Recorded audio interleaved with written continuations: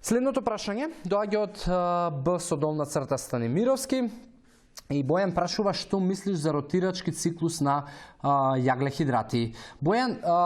немам што да мислам, прочитав што кажуваат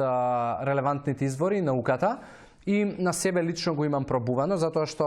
мојата филозофија е дека не сакам само теоретски да прочитам нешто, туку и да видам како во пракса функционира, затоа што верувам во тоа дека дури на некој начин на исхрана е супер позитивен и науката е супер позитивна за сето тоа, доколку практично во мојот ден не се вклопи и доколку јас страдам со моето време и организација за да постигнам, да стигнам, односно да се придржувам кон одреден режим или начин на исхрана, тогаш за мене тоа не е добар начин на исхрана, бидејќи едноставно не е одржлив.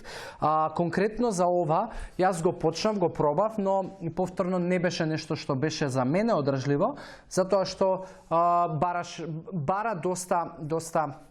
внимавање и броење во текот на денот. За оние кои што не знаете, ротирачки циклус на јаглехидрати подразбира дали на неделно ниво да правите ротација на јаглехидратите од типот оваа недела, цела недела ќе јадам дневно по 200 грама јаглехидрати,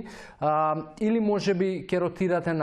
во текот на неделата по неколку пати. Јас тоа што го пробав беше 200 грама, па 150 грама, па 100, па 50, па 0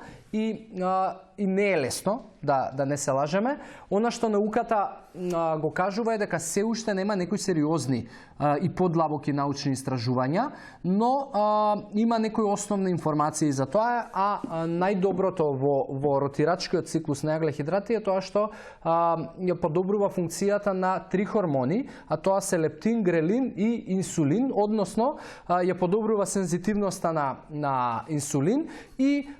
ги регулира овие два хормони и ја подобрува нивната ефикасност на лептин и грелин. Во превод тоа што значи? Дека најверојатно ќе се регулираат можеби тие чувства непредвидени и неочекувани на глад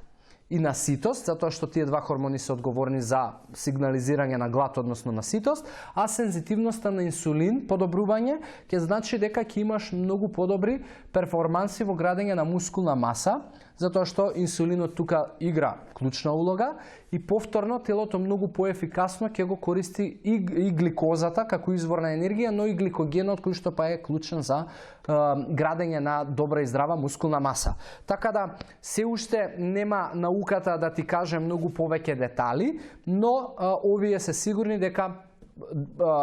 има позитивни вибрации за ротирачкиот циклус на јаглехидрати и дека подобрува одредени перформанси во телото. Но пак ќе ти речам, изборот е твој дали ќе го практикуваш. Моето мислење е дека